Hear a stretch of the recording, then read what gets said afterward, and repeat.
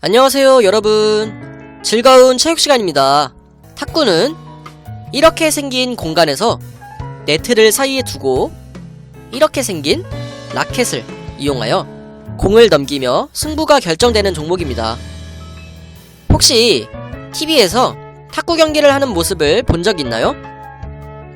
아니면 탁구 학원을 다녀본 친구들도 있을까요? 탁구의 역사, 규칙, 기본 지식 등을 살펴보며 여러분이 탁구라는 종목에도 흥미를 가질 수 있는 시간이 되었으면 좋겠습니다.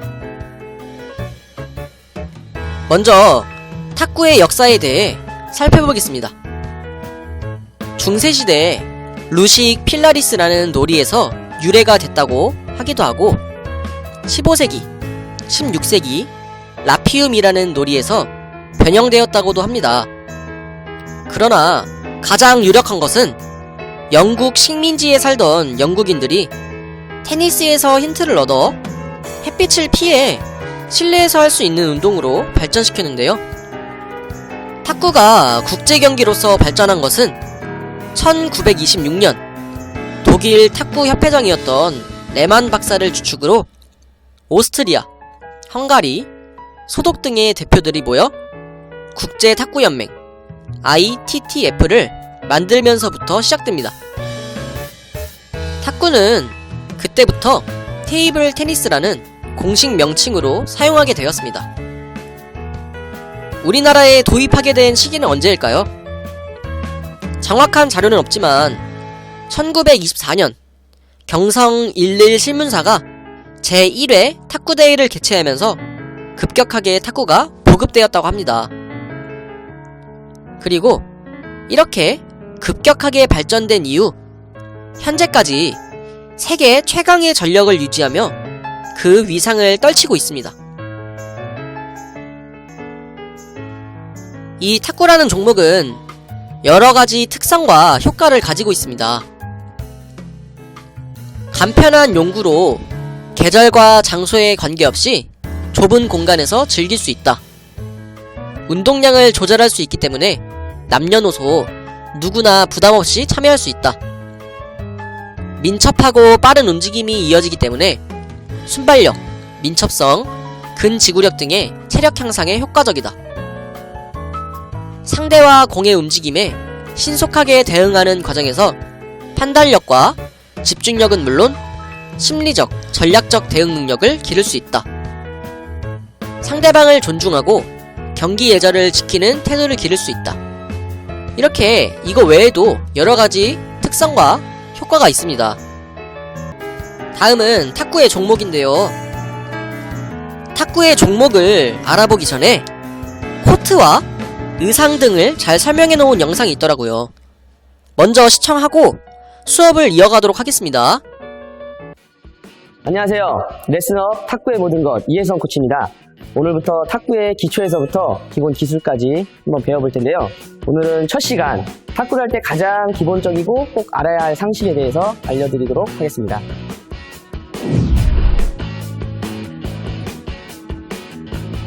자, 우선 첫 번째로 탁구대 규격에 대해서 알아보도록 하겠습니다. 탁구대는 폭 1.525m와 길이 2.74m로 이루어져 있고요. 높이는 땅에서부터 76cm 위로 설치하게 되어 있습니다. 옆면은 사실 규정은 정해져 있지 않고요. 옆면은 탁구대 표면에 포함되지 않기 때문에 공이 경기 중에 옆면에 맞았을 때는 실점으로 간주하게 됩니다. 상판 표면을 보면 상판 표면은 무광택으로 해서 어두운 색으로 칠해지게 되어 있는데요. 보통은 녹색 또는 파란색 표면으로 지금 제작되고 있겠습니다. 그리고 탁구대에 보면은 세 가지의 선이 있는데요. 그 선은 엔드라인, 사이드라인, 센터라인. 이 세 가지의 선은 반드시 흰색으로 색을 칠하게 되어 있습니다. 그리고 또 하나, 탁구대 표면은 정식으로 규정된 시합부를 30cm 높이에서 떨어뜨렸을 때 공이 23cm 이상 튀어 오르도록 제작하게 되어 있습니다. 네, 다음으로는 네트 어셈블리에 대해서 알아보도록 하겠습니다. 우선 이 지주대와 또 네트와 지주대를 연결하는 지주봉, 그리고 네트 이렇게 되겠습니다. 또 하나, 지주대와 테이블을 연결시켜주는 조임새 역시 네트 어셈블리에 포함되겠습니다. 자, 그럼 네트 어셈블리가 실제 테이블에 설치된 것을 보면서 길이에 대해서 알아보도록 하겠습니다. 먼저 네트의 길이는 좌측에 있는 지주대와 우측에 있는 지주대의 거리가 길이가 약 183cm가 되겠고요. 테이블로부터 높이는 15.25cm로 설치하게 되어 있습니다. 테이블로부터 이격되는 한 개의 거리 역시 네트 높이와 같은 15.25cm가 되겠습니다. 다음은 의상, 즉 경기할 때 입는 경기복에 대해서 알아보도록 하겠습니다. 경기복을 알아볼 때 도움을 주실 이경아 코치님을 소개하겠습니다. 자, 경기복은 우선 상의는 보시는 것과 같이 짧은 반팔 또는 민소매를 착용하셔도 무관하겠습니다. 하의는 짧은 반바지, 여성분들 같은 경우는 원피스나 스커트를 입으셔도 무관하겠습니다. 경기복 같은 경우는 우리 경기구가 흰색이기 때문에 흰색으로 되어 있는 의상은 착용이 제한되겠습니다. 또한 단식 경기에서는 상대방과 다른 색상의 옷을 입어야 하고요. 복식 경기 같은 경우에는 같은 팁끼리 같은 색상 또는 같은 의상을 입게 되어 있습니다. 지금까지 탁구 테이블과 라인 그리고 규정 복장에 대해서 알아봤습니다. 이 점 꼭 유의하시고 탁구를 처음 시작할 때는 규칙과 규정 꼭 잘 알고 시작을 해야겠죠. 지금까지 레슨업 탁구의 모든 것 이혜성 코치였습니다. 탁구 경기 종목에는 개인전과 단체전이 있습니다. 먼저 개인전에는 남녀 단식이 있습니다. 단식은 양편에 1대1로 경기를 하는 것을 말하는데요. 3판을 해서 2판을 먼저 이기거나 5판을 해서 3판을 먼저 이기는 2가지 방법으로 진행이 됩니다. 그리고 단체전은 복식이라고 하는데요. 복식은 2명씩 팀을 이루어 하는 경기입니다.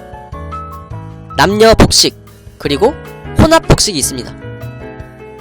단체전, 팀 이벤트 같은 경우에는 한 팀은 3명으로 구성되어 있고 1대1로 단식 경기를 4경기, 2대2로 복식 경기를 1경기로 구성되어 있습니다. 그래서 총 5판을 하는데 단식, 단식, 복식, 단식, 단식의 순서로 진행이 됩니다. 그래서 한 팀에 단식, 단식, 복식 이 3경기를 한 번에 이겨버리면 경기가 끝나는 겁니다. 그리고 탁구의 한 세트는 11점을 기준으로 끝나게 됩니다. 점수가 11점이 되면 한 세트가 끝나는데요. 그러면 만약에 10대 10인 경우에는 어떻게 될까요? 10대 10인 경우에는 우리가 듀스라고 하죠. 2점 이상 차이가 날 경우에 승리하게 되는 겁니다. 탁구의 규칙입니다. 탁구의 규칙은 정말 많지만 중요한 몇 가지만 설명하겠습니다. 탁구는 네트형 스포츠이기 때문에 서비스로 게임을 시작하게 됩니다. 서브권을 선택한 경우에는 상대편이 어느 자리에서 할지 선택을 할 수 있습니다. 공이 바닥에 2번 이상 닿으면 실점이 됩니다. 공이 손목 아래에 손에 맞고 넘어가도 득점으로 인정이 됩니다. 복식에서 한 선수가 2번 연속 받아치면 실점입니다. 복식은 2대2 경기이기 때문에 한 번씩 번갈아 가면서 쳐야 합니다. 이 외에도 뒤에 자세한 설명이 포함된 영상을 통해 경기 진행 방법과 기술을 공부하고 오늘 수업을 마치도록 하겠습니다. 오늘은 탁구를 처음 입문하시는 분들을 위한 영상인데요. 제가 생각했을 때는 탁구는 취미로 배우기 딱 좋은 운동인 것 같아요. 이제 어떻게 배우는지 되게 궁금해하시는 분들이 많으시더라고요. 진도를 알려드리자면 이제 정해진 순서는 없지만 이제 가장 기본적으로 기본기를 배우셔야 돼요. 기본기보다 기술을 더 중요하게 생각하시고 기술부터 막 알려달라고 하시는 분들이 계시는데 뭐든지 기본기가 중요합니다. 기본기를 탄탄하게. 자, 이제 탁구 용어에 대해서 알려드릴 건데요. 오른손잡이 기준으로 오른쪽이 핫사이드, 가운데가 미들, 왼쪽이 백사이드입니다.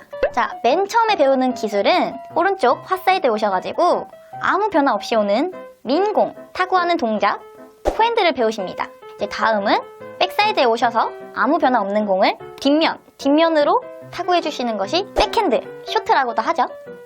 포핸드, 백핸드, 아무 변화 없는 민볼을 이제 타구하시는 게 되시면 이제 그 다음은 스텝을 배우실 건데요. 가장 많이 사용되고 중요한 스텝입니다.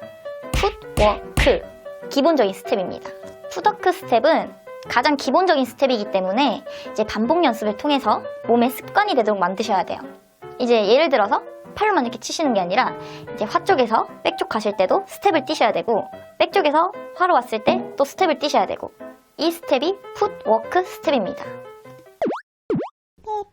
높게 떠서 오는 공을 강하게 공격하는 동작이 여러분이 잘 아시는 스매싱 동작입니다. 다음은 스핀을 줘서 공격하는 기술인 드라이브입니다.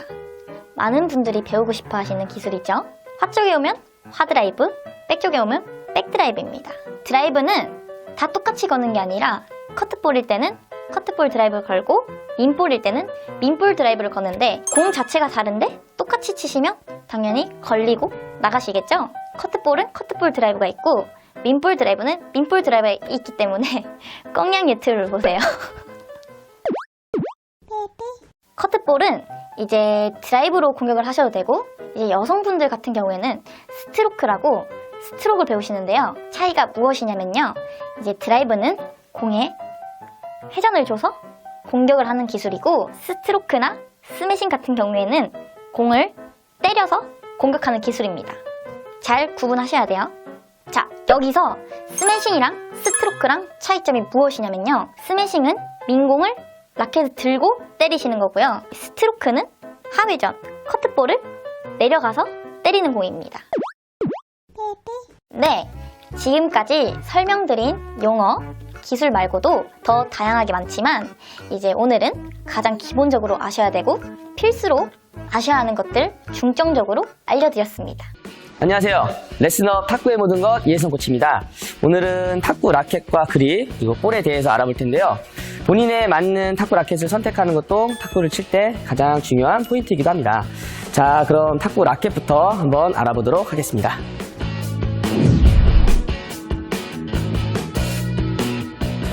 먼저 라켓은 보시는 것과 같이 평평한 판으로 이루어져 있으며 목재 소재로 제작을 하게 되어 있습니다. 라켓에는 접착제를 활용을 해서 앞에 보이는 샌드위치식 고무를 접착하게 되어 있습니다.